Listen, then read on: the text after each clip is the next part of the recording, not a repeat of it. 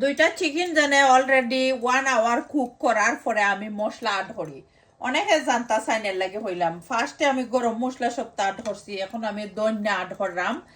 দইনা জিরা গরম মশলা আড করবা চিকেনের কারির মধ্যে। অনেকে কি কমেন্ট করেন, এর লাগে আমি আনসার করি মাঝে মধ্যে। আর আমি মিডিয়াম স্পাইস দেই সবসময়। দুইটা চিকেনের মধ্যে 1.5 স্পুন দিছি।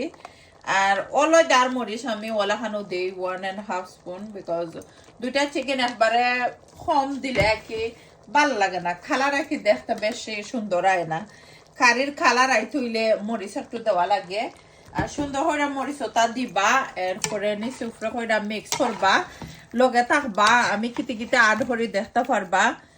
আর সবসময় অনেকের রিকোয়েস্ট করে না তোমার চিকেনের কারিগুলার লুক যে সুন্দর আয়, বিকজ আমি মিডিয়াম স্পাইস খাই না নি, আর লাগে চিকেনের কারির লুক বেশি সুন্দর আয়। আর এখন সুন্দর করে দেখতে পারা নিচে উপরে করে মিক্স করে দিলাম বালাটি কেনে। আর বেশি হইতে আমি নাইস করে কষাইয়া এই কারিরে রান্নু, বেশি হইতে আরো 15 মিনিটের মতো সুন্দর করে কুক করমু। আর কারিটার কালার আইব, এখনো দেখতে পারা কারিটার কালার আইছে না। আর কারির মধ্যে আমি আর খেতে খেতে আড করমু, দেখাইলাম না।